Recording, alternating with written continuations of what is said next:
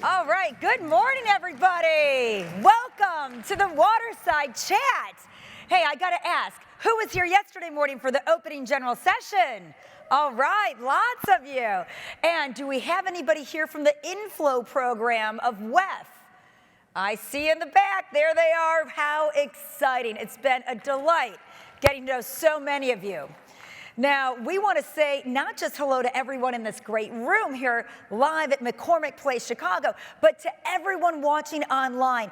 The numbers yesterday were staggering, and it's so thrilling to have everybody join us. So welcome to this year's Waterside Chat. Now, this is all about the future of water in 2051.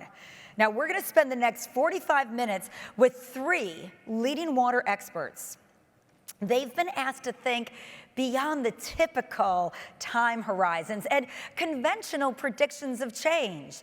Instead, they've been brought here today to really discuss and explore what may look vastly different or surprisingly the same in 3 decades from now. The ways technology could drive the transformation, possibilities for the reinvention of infrastructure and systems, and how other factors in society will certainly influence the future of water. Now, the panelists will talk about potential obstacles to change as well, and how to accelerate progress, and the need to leverage today's increased attention and investment in water for long-term benefits. They have, however, asked me that you do not contact them in 30 years to hold them to claims they make in today's conversation. But, why don't you just set a calendar reminder anyway? It just gotta be fun to check in 30. But seriously, we are going to ask these folks to pull out their crystal balls, toss around big, bold ideas, and have some fun speculating about water in 2051. Now, to bring out our panelists, first we've got Albert Cho. Al is the Senior Vice President, Chief Strategy and Digital Officer at Xylem. In his role, he's responsible for driving Xylem's efforts to digitize the water structure and infrastructure, as well as the continued development of strategies to achieve our vision and create both social and economic values. Now, Al serves on the board of directors in the U.S. Water Alliance and the Canadian Water Network, and sits on the program committee for Singapore International Water Week. He is also an honorary research associate of the Smith School of Enterprise and the Environment at Oxford. That is, of course, the very esteemed University of Oxford, where he also was a Rhodes Scholar. Please welcome Al to the stage. Al. Welcome. Thank you so much. Excellent, Al. Thanks for being with us. Thank you. Next up, I want to bring out Amy Corriveau. Amy is the Vice President and Director of Digital Solutions at CDM Smith, with over 24 years of experience working with water, wastewater, and electric utilities as a digital strategist. Now, she is leading CDM Smith's digital venture, translating digital strategy, innovation, and emerging technology into high-value products and services for CDM Smith's water, transportation, environmental, and infrastructure clients. Please give Amy a warm welcome.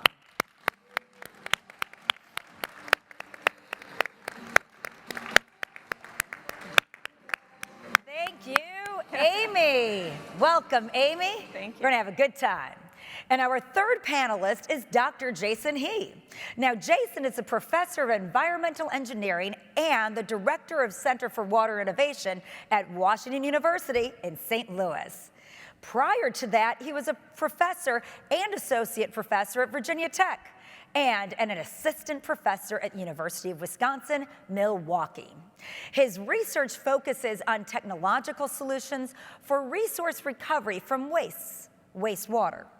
Now, Jason is also the editor-in-chief for Water Environment Research. Please welcome Jason.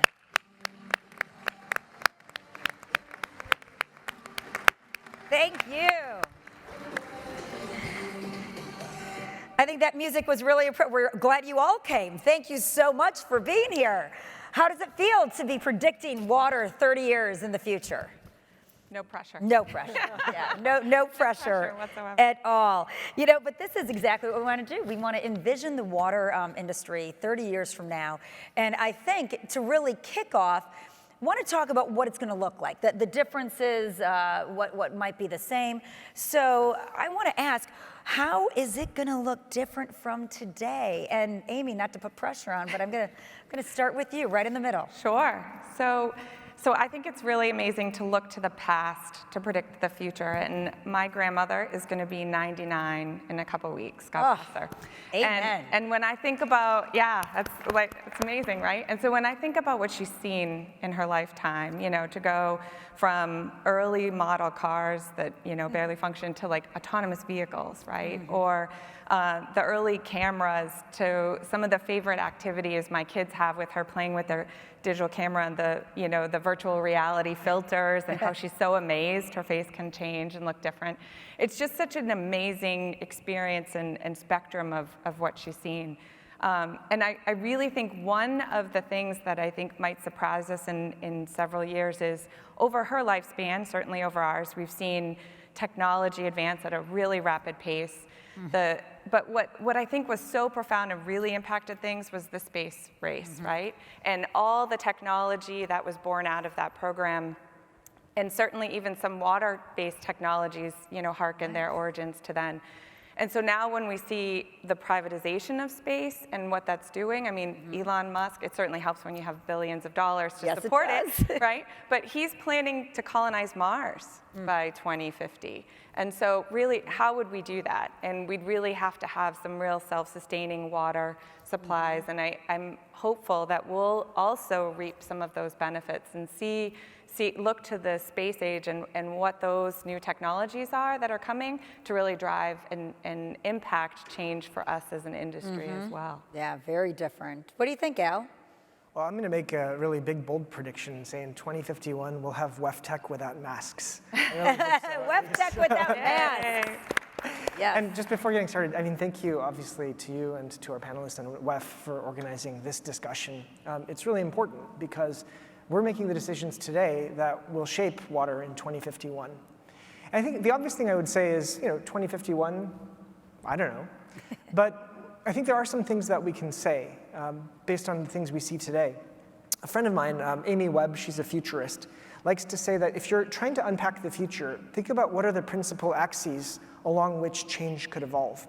And for me, those are largely around climate and climate change, and our institutional agility, because those things drive demographic and institutional decisions that shape our future.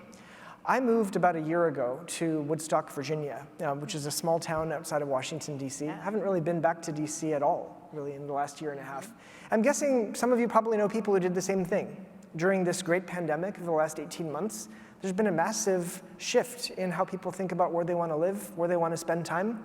And guess what? As infrastructure planners and operators, those are the kinds of exogenous demographic and social decisions that shape our budgets, our plans, our ability to meet the commitments we have to our community. And so when I look out into 2051, I'm going to be, hopefully, on one of the future questions that Lisa's going to ask you to do a little homework with me. So if you have a piece of paper and a pen, pull that out now, because I want you to start thinking about what axes are going to shape your future. Mine are the degree to which we're able to reduce emissions and the degree to which we're able to create institutional agility.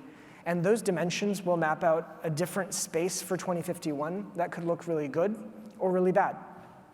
Yeah, agility is a word that we've heard come up a lot in the conversation here at WEFTEC, especially as it relates to innovation in so many ways. Jason.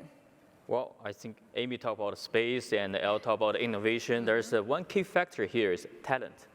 Right. You need a talent to support the success of this. That's how we as a professor in academic world can help, can support. So I think academic world is slightly different from practical side, but we have a strong connection because we send people, we send students. So I think in 30 years, what's going to be different? Now think about when your kids choose a major now in college engineer, you're not going to choose environmental or water as your top option. You're probably going to think about computer science. So my vision in 30 years, okay, so water environmental engineering major, gonna be as hot as computer science. No, I withdraw that. Gonna be hotter than computer science. So the kids gonna choose that as their top option, right? So we can really get a lot, really pipeline of the talents and to help realize those things. That's incredible. I think those are three bold predictions based on your knowledge and the evolution that we've seen. And I like how you look to the past to really look to the future. I think that's important for everyone. Now we want to talk about what might be the same that surprises people. Jason, you talked about what would be different, especially in the world of academia. What about the same? Well, I guess what's gonna be same is many of us probably gonna still get the drinking water from same drinking water treatment plant, and we're still gonna send the wastewater to the same wastewater treatment plant. Although there's gonna be difference, right? But the physical location for many infrastructure is already there. Al, what do you think about from like the tech side? I think that's exactly right. I mean, one of the things that might surprise people, not people in this room maybe, but in the broader community, is that in 2051, a lot of the infrastructure that we'll have then is stuff that we still have today. A lot of the advances that we're seeing in asset management, particularly data-driven asset management, are enabling people to extend the life of buried infrastructure, for example, well beyond what the planned useful life was for those assets. And so we're starting to see more and more work around proactive asset management, around condition-based asset management, risk-based asset management. And that means in 2051, a lot of what we may need will be around. The difference will be that there may be more stranded assets. And when I think back to where I live in Woodstock, there are a lot of train lines that run through the city that never get used anymore. There's still railroad signs that say railroad crossing, but the social and economic factors that drove there to be railroads there in the first place have changed. There are no more quarries that are active in the area. Agricultural markets have shifted. Patterns of trade and inhabitation have shifted away from the Shenandoah Valley to other parts of the country and other parts of the world.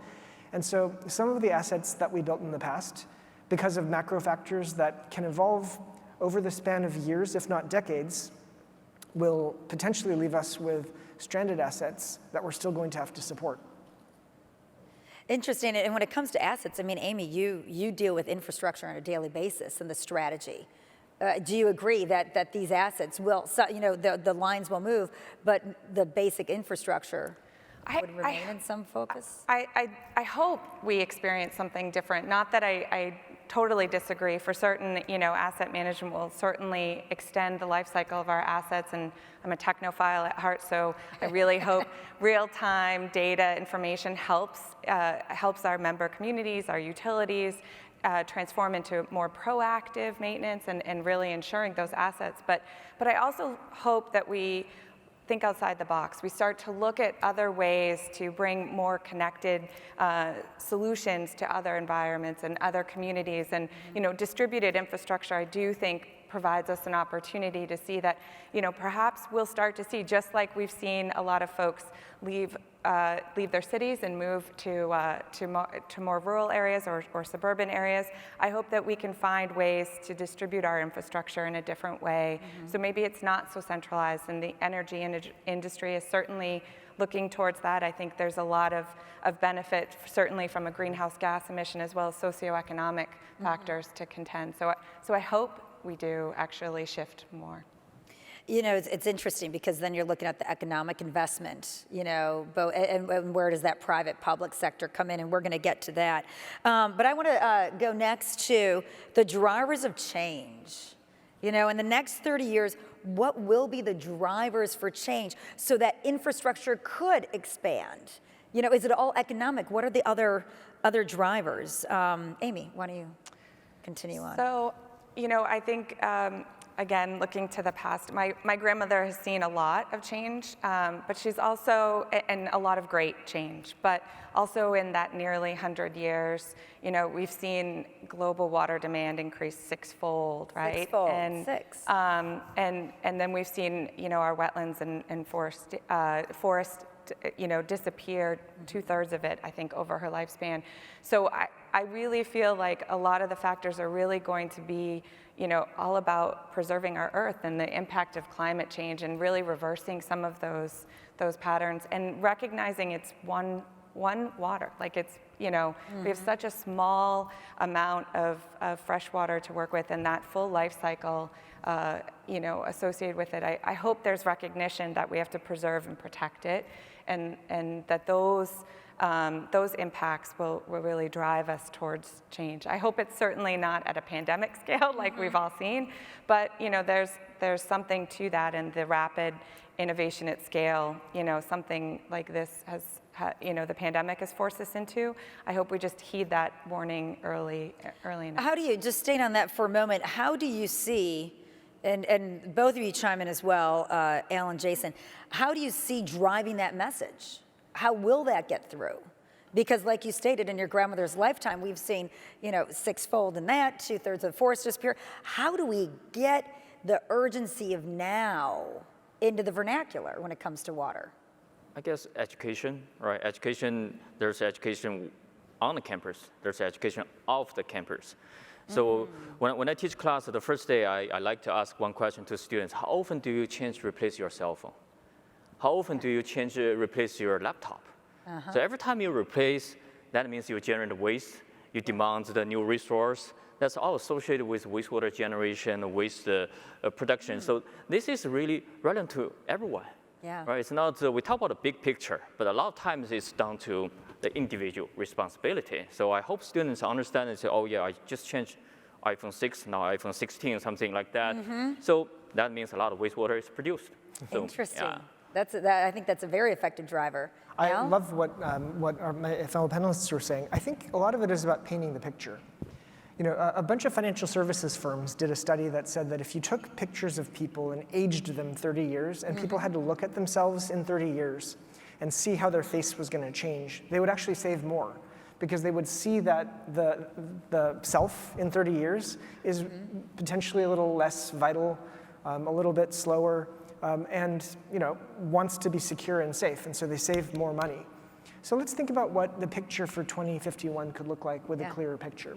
And so that exercise I was talking to you about, if you have a piece of paper, pull it out. If not, just follow kind of this mental image for a moment. So draw a 2x2 matrix. Right? Many of you are engineers. This is going to be really simple for you. The left hand of the matrix, right, the left two quadrants at the bottom, is a greater than 1.5 degrees C, a degree of emissions, right? And the right-hand side of the page is a less than 1.5 degree emissions pathway. The top half of the page, so the top two quadrants, are a high degree of institutional agility, and the bottom half, a low degree of institutional agility. Those two dimensions map out 4 different futures for the world. So let's start in a world where we manage to get to a 1.5 degree or less emissions pathway on the right-hand side. If we have a low degree of institutional agility, by which I mean the ability of our political, social, and economic institutions to adapt themselves to new circumstances, and we're in that world, we're pretty much in the status quo. It's a manageable amount of climatic change, and you know, we kind of live in an institutionally rigid world. And so we're going to continue to struggle with the same challenges that we have today: affordability, resilience, equity. All of these challenges that you're talking about in different panels here at WEFTEC, that's the world we're going to be in. Now assume that we have a higher degree of institutional agility. That's what it takes to get to achieving the Sustainable Development Goals, right? A pathway that's constrained to a manageable amount of climate change and the degree of institutional agility it requires to drive better outcomes. And I say the SDGs for that 2051 scenario because the Stockholm Environmental Institute tells us right now that we're pretty much off track to meet all of them, right, for 2030. So the hope is let's get there in 2050. Now let's look at the left-hand side of the page. You're talking about a degree of emissions that will result in a greater than 1.5 degrees C pathway. On the left-hand side, let's assume that you're at a high degree of institutional agility. We have institutions that are working well, reconfiguring themselves, policy and regulation, to a much more rapidly changing world. I call that a world of managed retreat. It's one where social and demographic changes are creating disruption and dislocations that we may not know how to manage today. But the hope is that our institutions will get us there and we'll be able to manage the reallocation of people, places, and resources. And the point I want to underscore here is that it doesn't take the 2 billion people that are projected to be climate refugees around the world in 2051 on that pathway to cause significant challenges. It can happen just like it did last year, where people with resources move when they're no longer comfortable where they are, where they're tired of forest fires and all of the people with means and resources leave a community and move to somewhere safer. And what's left is a community that lacks the resources economically and socially to manage significant disruptive change. That's a really big issue, socially and politically. And that leaves you with the last quadrant, which is one where we have a high degree of change and low institutional agility and capacity to manage that change. And that's a really difficult world. What I want to leave you with is your projection of probabilities.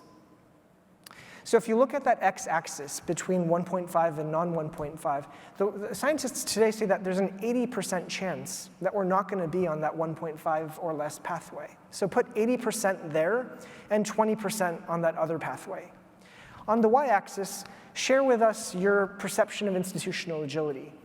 And just for the sake of argument, let's say that we believe that our institutions are 80% likely not to be more agile than they are today, and 20% likely to be agile enough to deal with significant and disruptive change. And you're all engineers, so let's do the math. There is about a 4% chance with that math that we're going to be in a world that we can achieve the SDGs. There's about a 16% chance that we're going to be in a world of the status quo. That's 1 in 6. There's another 1 in 6 chance that we're going to be a world of managed retreat. And there's a 64% chance that we're going to be in a world of hurt. That's the pathway that we could be on. And that's the pathway when we think about 2051, that we need to think about both how we change the likelihood that we're going to be on a sustainable emissions pathway, and we also need to work on that institutional agility to change the math and start to move to a world where we think we can achieve the SDGs. That disruptive change, is that what you would really mark as the big driver to change in the next 30 years?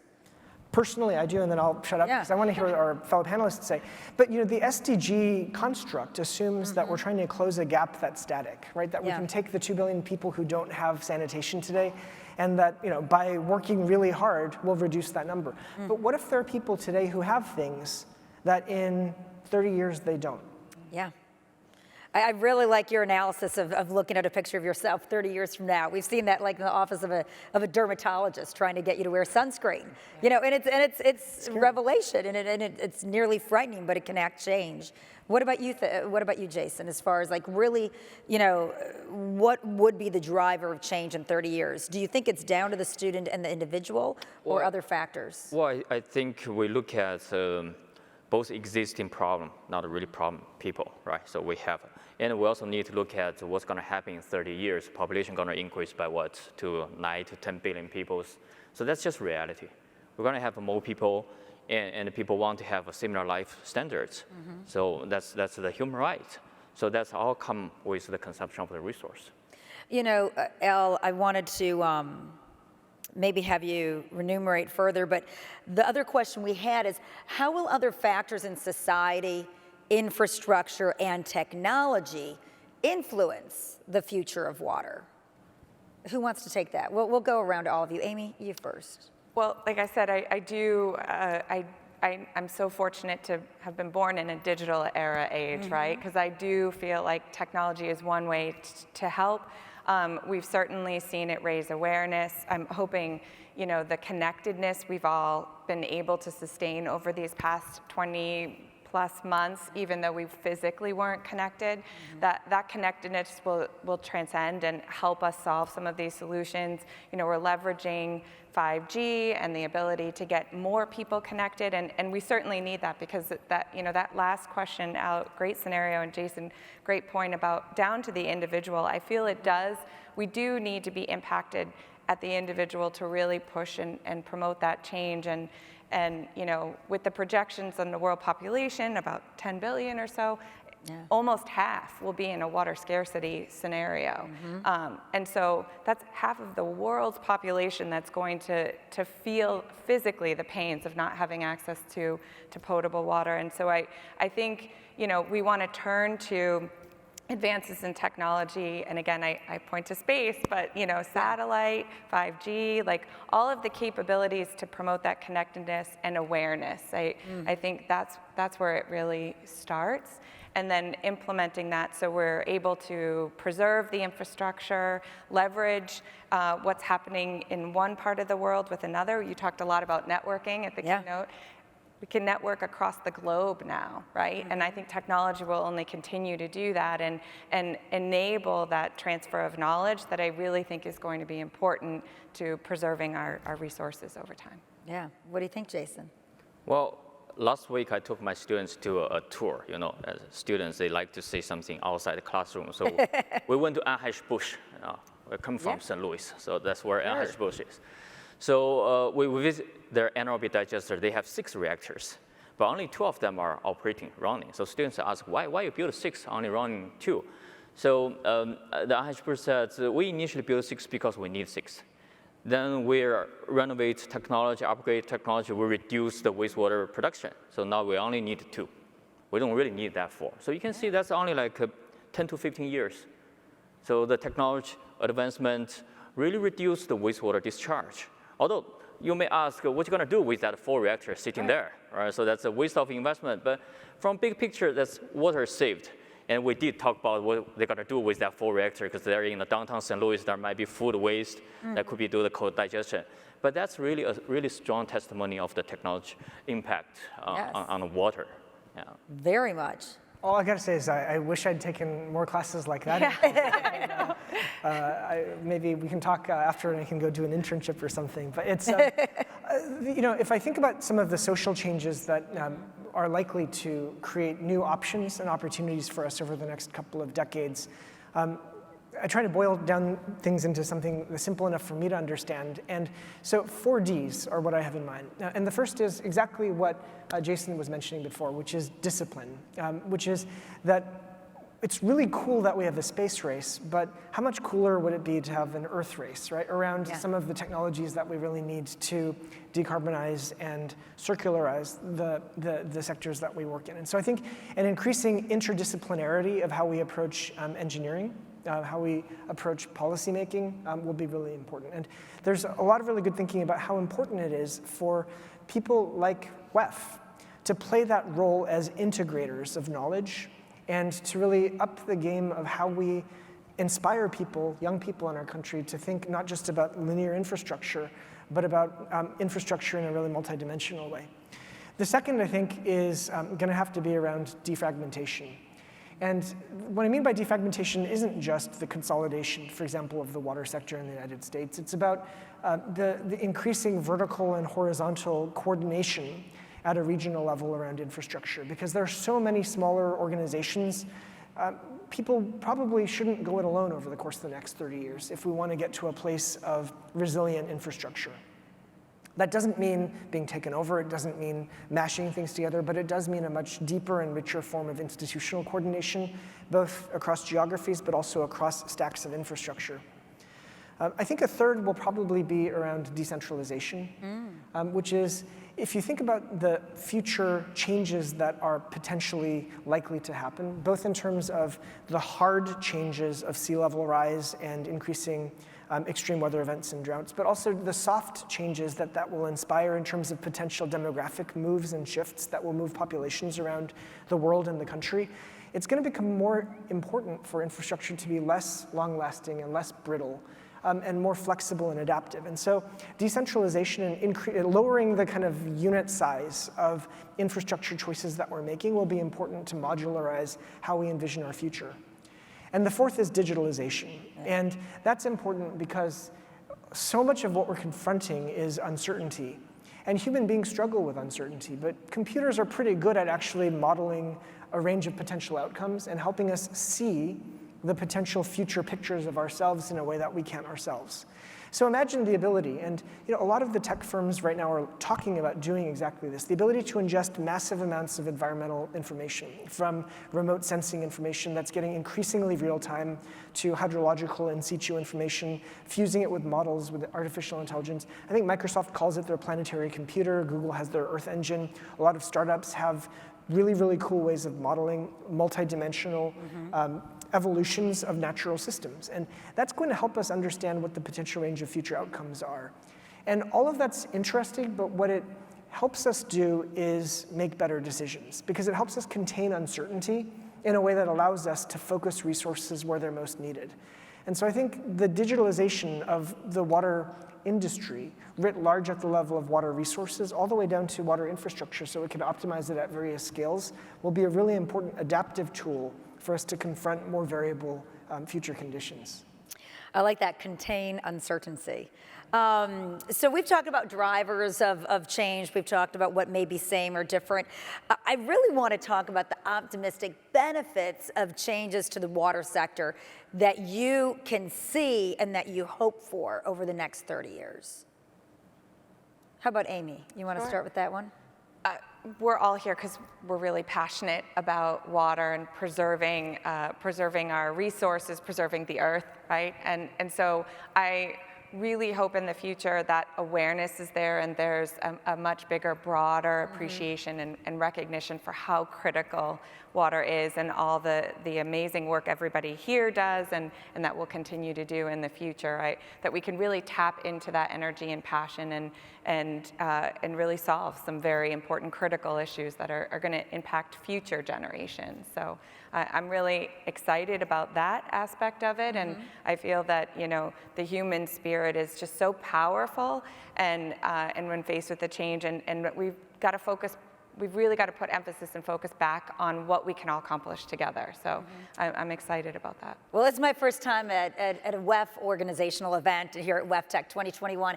And I can tell you by the people that I've met just in the hallways and the elevators and in the food court or on the expo floor and through the WEFTEC live chats and hearing all the feedback from all of everybody online, it's really been insightful to the passion of everybody here in the audiences and stages and in the learning situations, that it's as if, WEF, has the power to empower all the other sectors related to and within the water industry. I mean, what do you see as like some of the greatest benefits in the next 30 years, Jason, especially as you look out into the eyes of your students? Yeah, so I think their WEF can play a really important role. I think many of you probably remember the time, I don't know how many years ago, so the academia really worked closely with practical. Then in the water business, then they start to work a little bit apart because of various reasons. Now we want to get it back. Because I'm an engineering professor. I always try to differentiate this from a science professor. So I always tell myself, I'm an engineering professor. Okay, so although I'm a professor, engineering professor, we need to do something that have a strong tie with reality. So those changes, new technologies, new demand, new need can really impact academia. So we want to train students to be a next generation scientist and engineer. And we need new topics to stimulate those young faculty to do applied water research, wastewater research. I know we have all kinds of fancy ideas in our mind, but again, eventually I'm an engineering professor. I want to talk with the engineer and understand what's the problem that can guide my research. For instance, this machine learning, we just started this. That's really driving me really interesting. So we want this type of question and support and from a practical side. Yeah. That's going to really impact the academic world. And Al, I mean, I interviewed somebody from Xylem yesterday, and it was all about innovation and how innovation from not just, innovation from a value change perspective that always starts with the customer. Absolutely. Does that come to mind when you think about the benefits in the next 30 years, how you can better serve that customer, react to their needs in different ways? Very much so. I think innovation isn't just about smarter widgets. It's about changing how we think about what we do. And I think one of the most interesting things when you just think about the broader context we've been discussing today is that the water sector is changing how we think about what we do, from being an engineering discipline or being a public health discipline to being an institutional discipline. If I think about the work that WEF has done, or the US Water Alliance, or the Canadian Water Network, or any of the other organizations that I've been privileged to be associated with, what I've sensed is a shift in how we even talk about kind of what it is that water's all about. In the Water Alliance, it's been about One Water, and they've brought together an incredible range of different stakeholders to grapple with a zero emissions pathway for the US water sector writ large. The Canadian Water Network is thinking about how is our role as stewards, not just of water, but as social stakeholders, helping our communities achieve the future they want through water. right? And WEF has been a real lead in looking at areas like inclusion and equity and diversity in the water sector and bringing the kinds of talents and perspectives into our industry that are so critical to be adaptive in the future. And so I think some of the things that I see as great benefits here is a shift in how we even conceive about our field of play. That it's not just about building the next great widget. It's actually about enabling systemic change to adapt to the future needs of our water stakeholders. So. Yeah, it's interesting, we talk about change, as you just ended on that note. I really want to ask, too, what are the obstacles of change? We see where WEF can bring to the table so many bridges and pathways to the change. But what are the obstacles that you see of the change in the next 30 years? Amy? So it's human nature to resist change. We're creatures of habit, and so it's always been done this way, and it's working fine for me now. Right. And it's habit. It's comfortable. It's and as you mentioned, Al, right? We don't like uncertainty, and so there's comfort in having that habit. And so I think we've got to force ourselves to be uncomfortable. We've got to, it's no longer nice to have. It's an absolute must, right? And so I think, again, trying to promote awareness, inclusion, bringing in different perspectives. I love that you brought up several different alliances and organizations, and breaking down the barriers and silos is one way to start doing that, because we are all working for the greater good, the greater preservation of Earth and our resources and what's available to us. And we're all trying to secure at least the small amount of funding and allocation that goes towards preserving our infrastructure.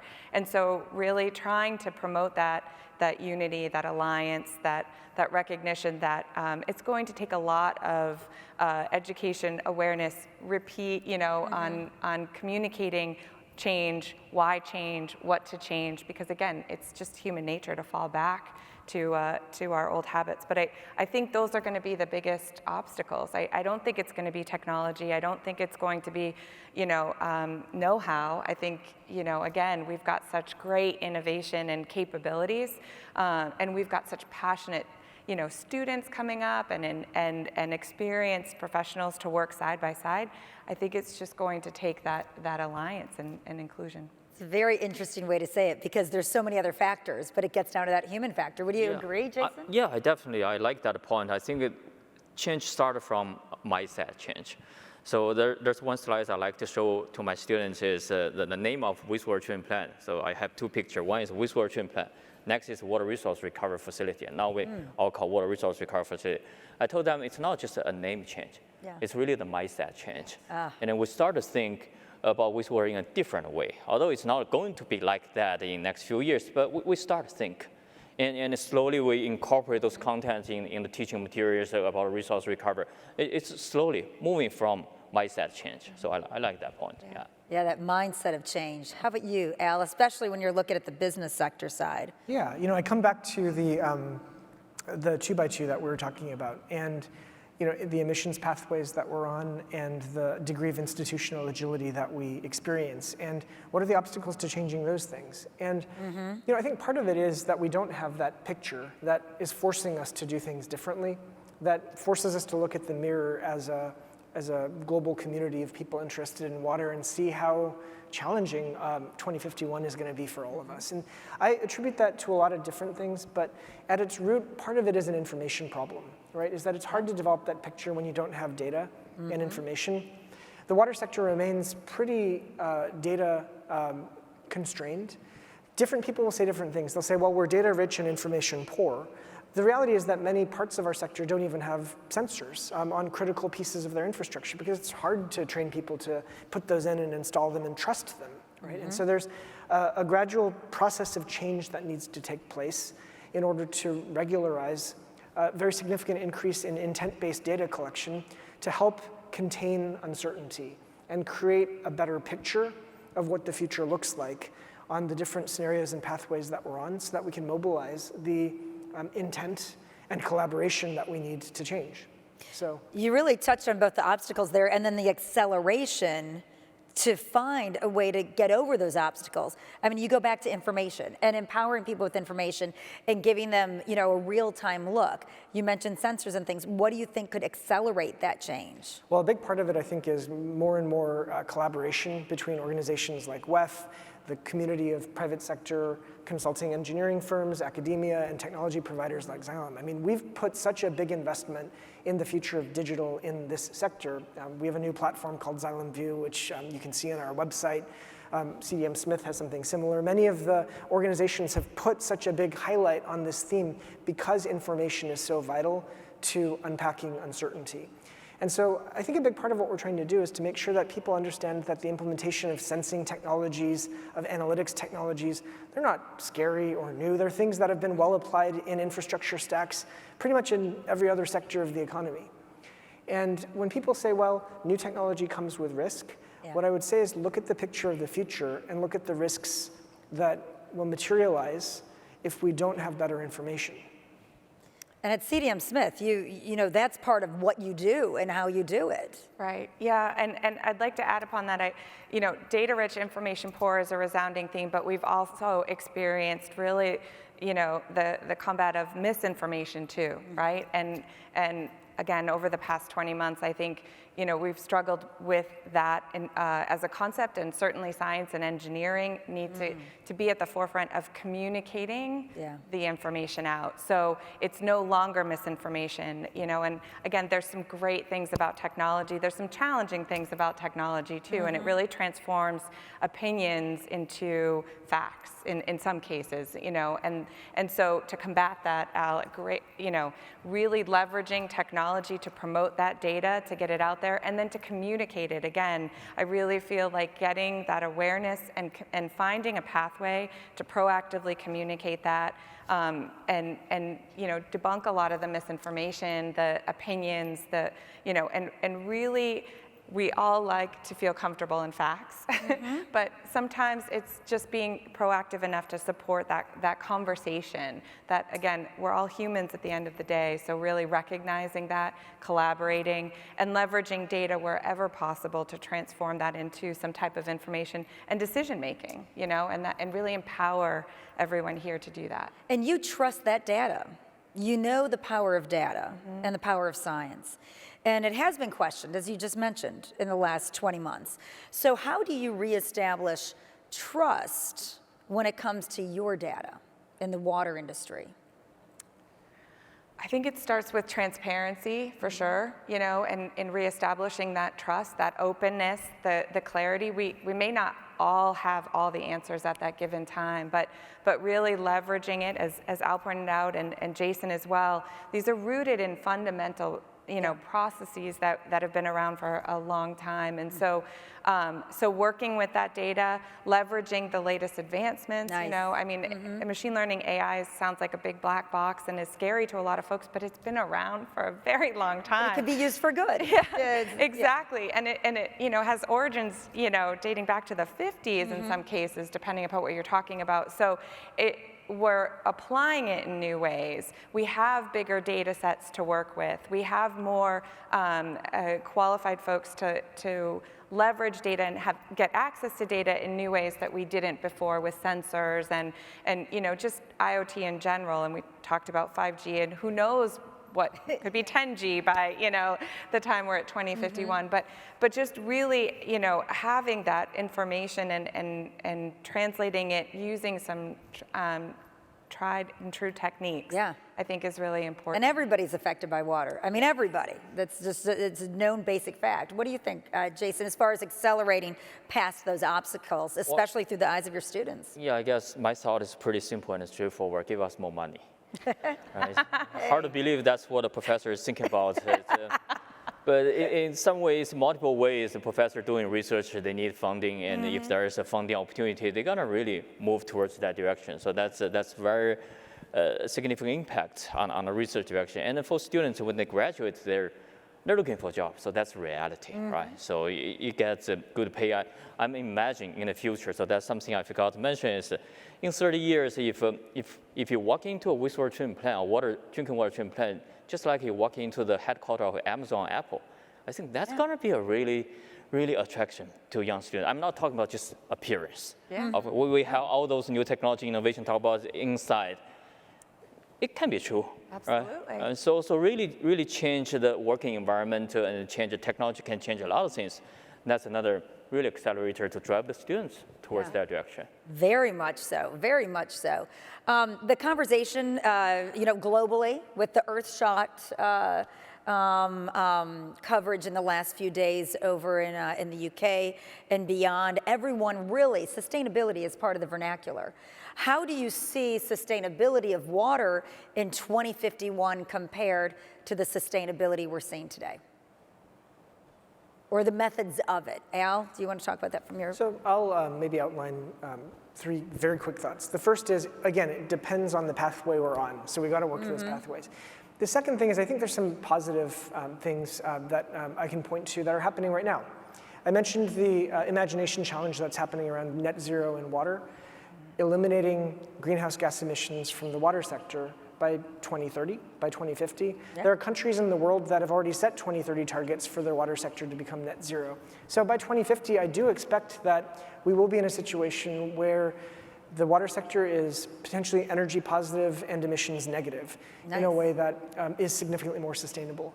And the third example is I just want to congratulate the city of South Bend if they're here at WEFTEC or watching, because a couple of weeks ago, something really historic happened. And that's that the Department of Justice amended their consent decree around combined sewer overflows to recognize the fact that their adaptive management approach that leverages artificial intelligence and sensing networks, they had so much confidence in its ability to reduce sewer overflows during heavy rainfall events that they allowed them to take a different path, leveraging data that saved that city $400 million relative to the conventional approach that the city had been contemplating.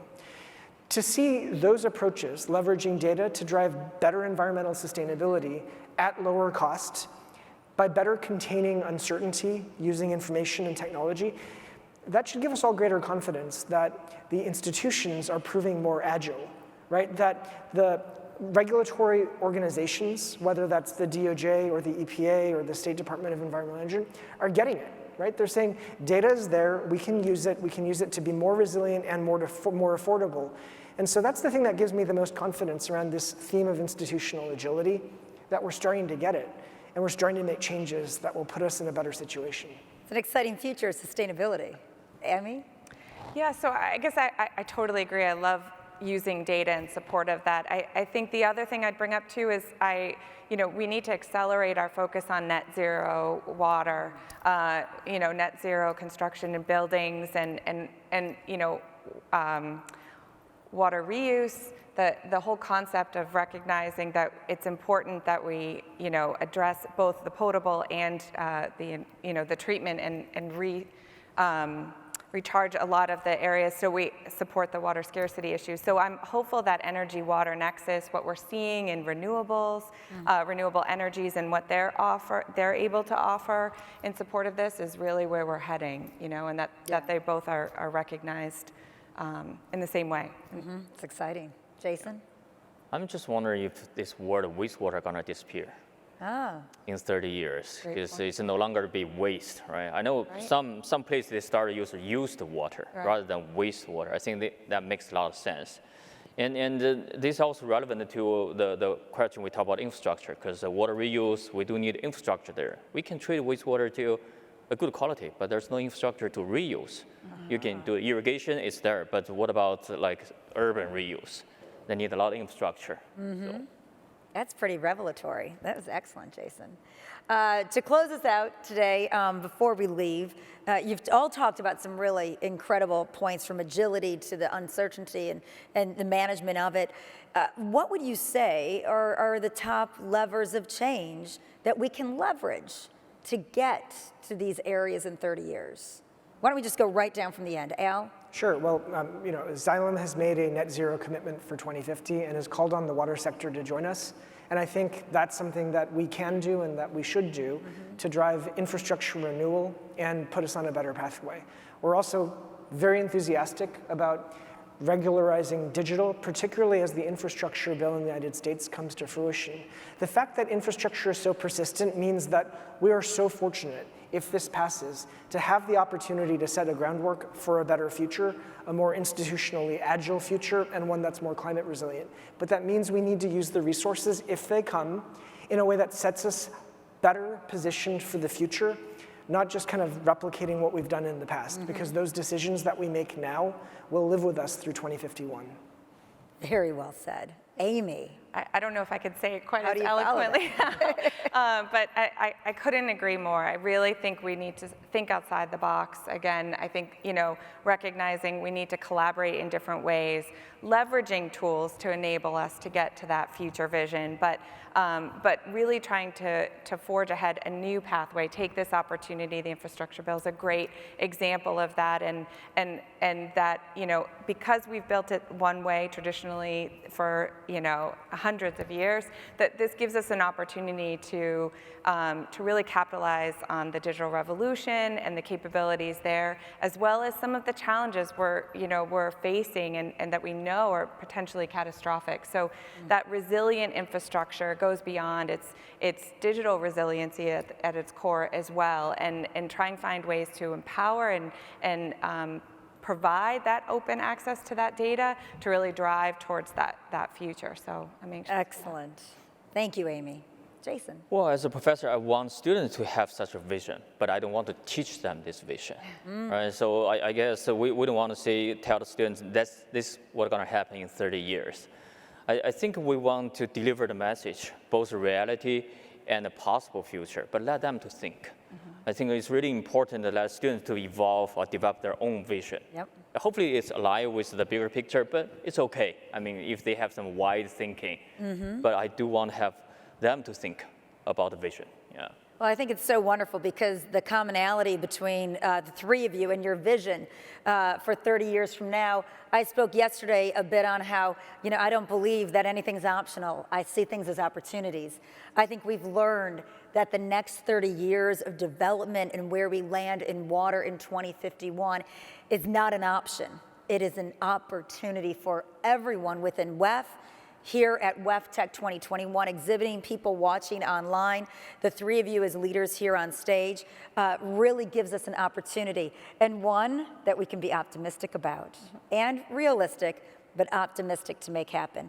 Thank you three for making that happen. Al, Amy, and Jason, let's hear it for our panelists. Thank you so much, and thank you to all of you here in person, watching live. Remember, this will be played back November 16th through 18th. If you're watching live now, make sure that you also register by clicking the button. For everybody here, make sure that you go online as well, November 16th to 18th, to go ahead and catch those sessions you didn't see, or re-watch these very interesting sessions from which you want to learn more. Thank you very much. I'm Laura Schwartz for WEF and WEFTEC. Thanks. Enjoy the day. Awesome. Thanks.